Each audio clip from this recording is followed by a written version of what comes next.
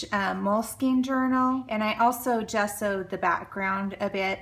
I never gesso the whole page on these because I kind of like how the paint will play differently on the paper than it does on the gesso. So I just paint kind of in the middle where I know the face is going to be, because I want that play time the gesso will give on the page. If you just paint directly onto paper that has no ground to it, you're going to have the paint absorbing into it, and you're not going to be able to mix the paints on top like you will if you do it on top of gesso. So that's why I like to gesso the background first.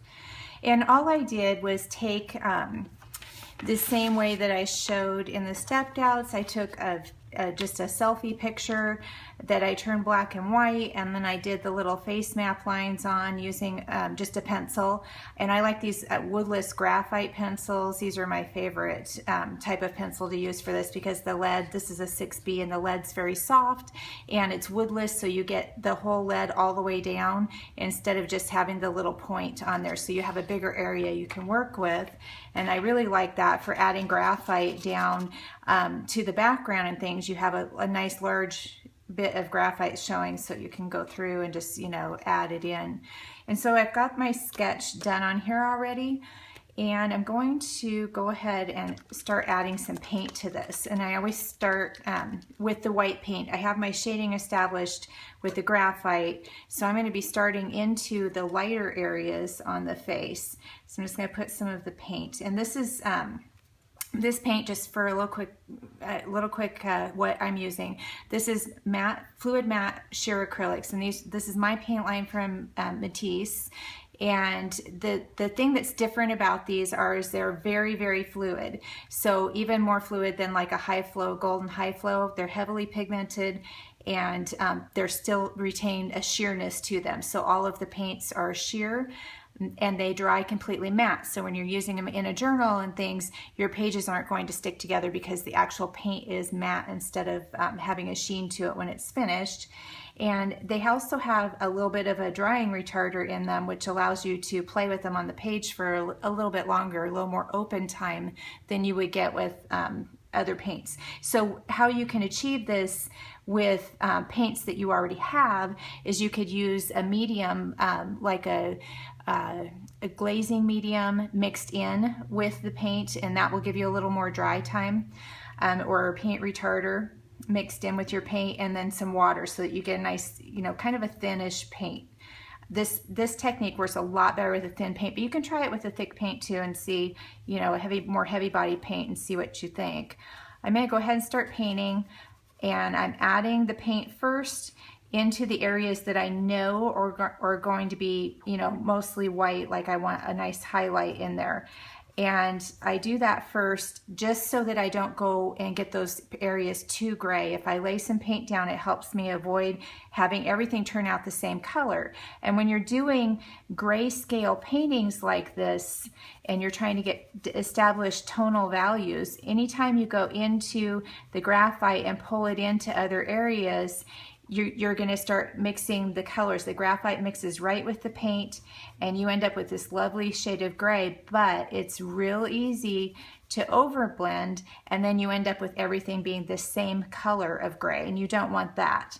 So I'm going to go around and just kind of start blending that white in, and I just keep picking up more white as I go around, just to make sure that I don't lose, like I said, the different values that I'm trying to establish here.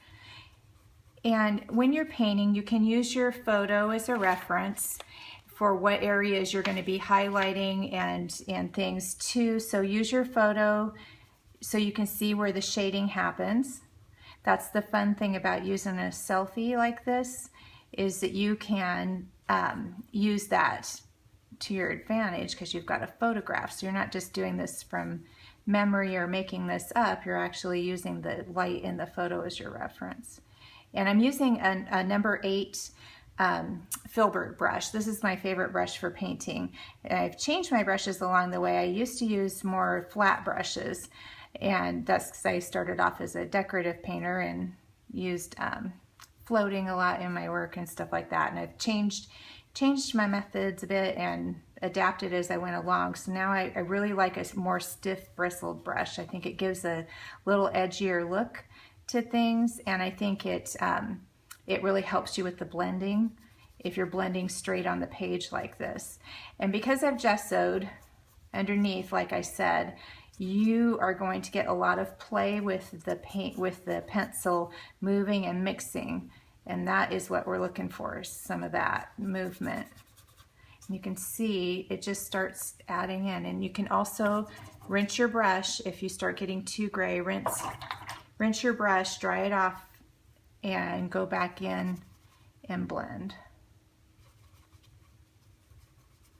And these are just meant to be kind of a study in values of the face, the shadows, and that's what we mean by values, just like where the shadows fall and things. And so don't get all caught up in it having to be a perfect, you know, likeness to you. This is a self-portrait because we did, and it is a self-portrait because we used a picture of ourselves to do our face map with.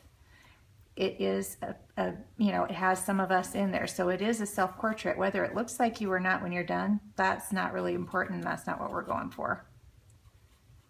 So I'm just going to go in here now. Now this side is my shaded side, so it's going to have darker values in here than the other side. So I want to make sure I don't get too much white on here, but I do want to pop out a few areas. And see how lovely that graphite just like, ooh, so nice. It just like goes right into. Now you'll notice one thing on here too, that I don't have like a hard defined outline, especially on this shaded side here. I am blending that side right out into the background, and I'm not worried about having you know, a nice defined outline of the face. That's personal preference, and it's kind of the way my paintings are going right now, and I like it. You definitely, you know, everybody has their own style and what, you know, what they like and like their painting to look like. So definitely play with those types of things and see, you know, what your style looks like and what you like to play with. So I'm going to rinse my brush again, and you can kind of tell when the paint starts feeling dry when you're painting. And I'll just go back in and just get my, you know, rinse my brush off to get just a teeny little bit of water on there so I can start playing and blending. And I think that's probably the biggest thing with this technique, just so that you don't end up with all one color, is to make sure you rinse your brush off. And don't be afraid to add more paint and go back and forth. And it's really just, it feels like you're just kind of molding this face out of clay almost when you get started. It just feels like you're going back and forth and really playing with that graphite. And you can see how she just starts to pop out here. It doesn't take a lot of paint, and we're only using white. I do have black out as well, because sometimes I like to add a little pop of black if I want to get really dark, and sometimes I don't. I kind of leave that for the end. I'm just going to kind of blend out here around the outside edge of her face, adding a lot of white to this side. Now as far as hair goes, I want to leave a bit of a line around her head, the hairline where the hair meets the head. There's a nice dark little shadow that happens there, and I want to leave that on. You can see I'm just getting kind of really scrubbing the paint into the background. This is where I kind of start wiping my brush off too. You can wipe it off right onto the background to start adding color to the background. And you don't have to stay within the gesso. You can go off of the gesso. Like I said before, you'll get, the paint will take a little differently to the page than the gesso, and I like that whole bit that it does there. With that, I might add a little more there. Okay, I'm going to go up here, start messing with this, and see how fast these come together. And you know, this is all too depends on how much you paint faces, how fast this happens. So some people say, well, yeah, it's fast for you, but it's not fast for me. Well, it's fast for me because I do it a lot, and the more you do anything, the faster you get, right? So don't be discouraged if you see somebody, you know, whipping something out real fast and you think, wow, I could never do that. Yeah, you can. It just takes practice. You gotta put the time in, just like anything else. The more you do something, the easier it is, the faster it goes. So, and you can see it's just, it really, you can get a nice little painting together here pretty quick. I'm going to add a little bit down here where her shirt would be. And the cool thing about this too is because we're painting so fast, you're able to mix right on the page. Now, if you start getting too muddy and everything starts looking the same, with acrylic paints, what I tell people is the best thing to do is stop painting. Stop painting, let it dry, and then work on top of that, because the acrylics will dry a bit, then you can go on top and you're not blending any longer. You're going to be blending a new layer on top of the paints, and that will really help you.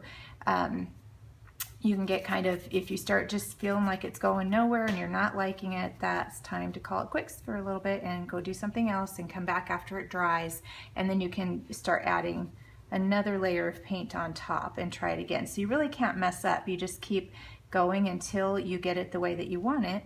And I have just a little suggestion of an ear over here. I really like playing around with ears, drawing them and painting them and things and stuff, so I always add them in. Some people leave them out. It's completely up to you what you like to do. And I'm going to just add a little highlight to her lip down here. So when she's getting pretty close to done, that's when I'll go in with some just white and add a little bit of highlight in a few places to kind of pop things out a bit, just like in here in her eye socket a little bit to help pop that back out so it's not just hiding in there. And add a little bit more down here. And sometimes you can get your finger in there too. Just kind of use your finger to mush it around. Okay, and so she's getting pretty close to what I would consider done for a portrait in my journal. I really don't spend a lot of time on these. They're just a study in, in values and lighting on a face, and I think they're really fun. And then at the end, I would just go through with my pencil and maybe add some little lines that help define things. I may sketch out little parts of her face and kind of define them a little bit. Go in and add a little bit in the eyes.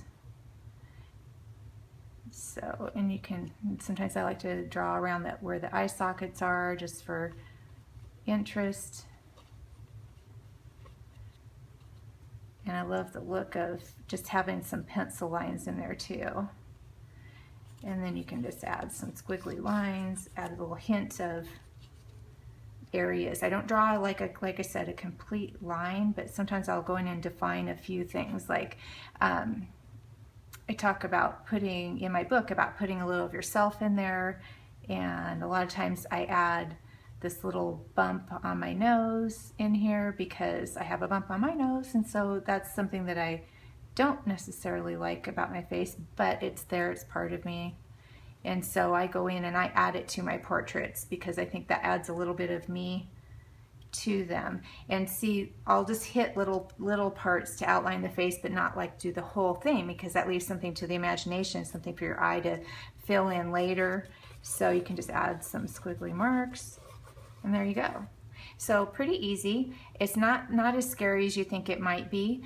And it's definitely something that's worthy of journal work, because working in your journal is something that it's a place for experimentation and trying things out, and it's the place you should feel the safest working on things like this that may be a little intimidating to you or a little scary. And faces can be scary until you do them for a long time, but they are also really rewarding and very fun.